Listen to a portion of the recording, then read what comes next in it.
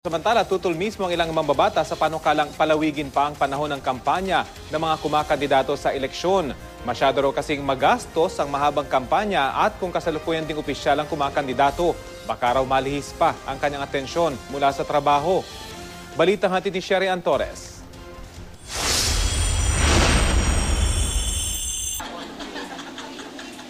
Ngayon pa lang, nangangamoy eleksyon na. Kaya ang Commission on Elections aminadong kailangan disiplinahin ang ilang politikong tila maagang nangangampanya.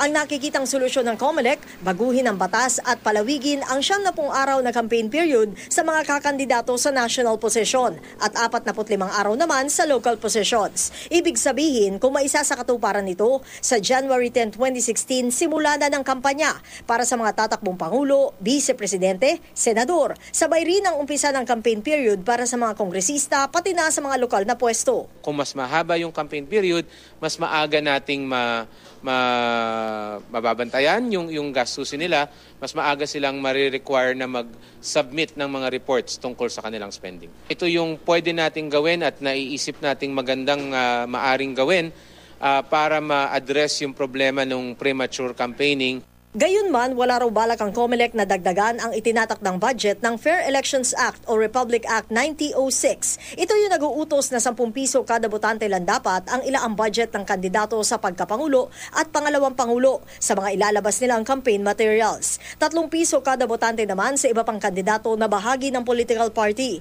5 piso kada botante sa independent candidates at 5 piso kada botante sa political parties. Pera na pwede nilang gastusin. Siguro baka mabawasan ng konti yung paglabas-labas ng mga ads nila. Si Senador Ralph Recto tutol sa mungkahi. Dapat nga raw mas maikli ang campaign period dahil magastos ang mahabang kampanya at nawawala raw ang focus ng mga incumbent official sa kanilang trabaho. Peligroso rin dahil magpapalawig ito sa political tension sa ibang mga lugar.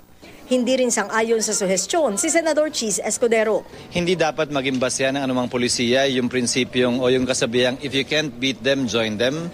Kung babaguhin man yung lawig o haba o ikli ng panahon ng pangangampanya, dapat nakabase yun sa isang reasonable, rational at tama at magandang basehan na pinag-aralan.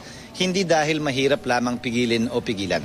Samantala, hindi pa rin nakakapagdesisyon ng COMELEC kung bago o refurbished na PCOS machines ang gagamitin sa eleksyon 2016. Magkakaroon pa raw kasi ng mga konsultasyon. Sa kabila nito, kumpiyansa ang komisyon na on track pa rin ang mga paghahanda para sa darating na halalan. Sherry Ann Torres, GMA News.